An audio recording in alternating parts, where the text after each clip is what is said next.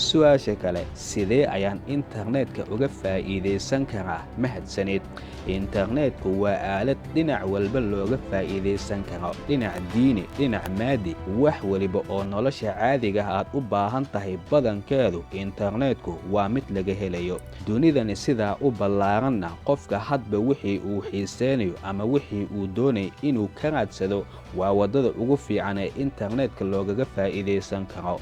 Internetku waa sida saaxiibada deegaankaadii oo kale. Qaar ka mida saaxiibada xaafadda kula degan kuwa xunxun oo waxba aanan baranin ayaa ka mid ah. Waxaa sidoo kale dadka saaxiibadaadii ama dadka deriskaagii ah ka mid ah kuwa wanaagsan oo waalidkaagii xitaa uu kula doonayo dadkaasi camal in aad noqoto.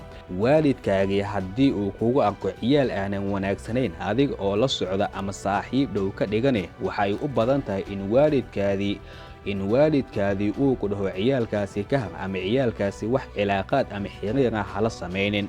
Haddaba internetku labadani saaxiib kama uu duwano. Maalintii oo dhan haddii aad boosti akhris ama commenti aad facebooka ka bixisay ama tiktok aad iska soo duubtay, haddii waqtigaadii oo dhan aad ku bixisay, waxaad ka mid tahay dadka internetka ku dhex khasaaray. Waa in internetka uu kuu noqdaa il adiga aad ka faa'iido. Kama duwanid haddii internetka qaabkani xun aad u adeegsato qof xaafadda bannaanka fadhi ku dir ama ciyaal xunxun waqti la qaata. Maanta internetku heerka ka faa'iidaysigiisu xajmi la soo koobi kara ma lahan.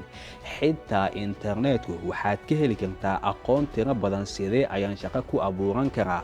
Haddii aad baaritaan ku samayso mawduucyadaasi, waxaa hubaalaa wax badan oo xitaa xirfada inaad ka koragsatid. Laakiin innaga ka Soomaali ahaan si aan internetka wax badan uga faa'iidaysano, waxaa laazim ah ugu yaraan qofka luuqad ajnabi ah in uu yaqaano. Cagsigeeda, qofka haddii luuqad ajnabi uusan aqoonin sida Ingiriiska ama luuqad kale, qofka way adag tahay macluumaad cilmi ah in internetka uu ka baaro. Sababta ugu wacanna waa in innaga ka Soomaalideenii kuweenii wax yaqaana af Soomaali cilmi ah in aysan waxba ku qorin, sida dadyooga kale ee adduunka afafkoodii ay wax ugu qoraan. Bilowgii isku day inaad internetka ka bilowdo koorsooyin ku saabsan barashada afafka qalaad. Kadibna waxaa kuu sahlanaanaysa afkaasi marka aad barato kadib in internetka qaababka wanaagsan, halka aqoonta laga helo iyo sida wax loo daraasay oo dhan in aad ka baratid. Waayo furaha aasaaska ee macluumaadka internetka loogaga soo baxo waxa ay ku xiran tahay barashada luuqad qalaad.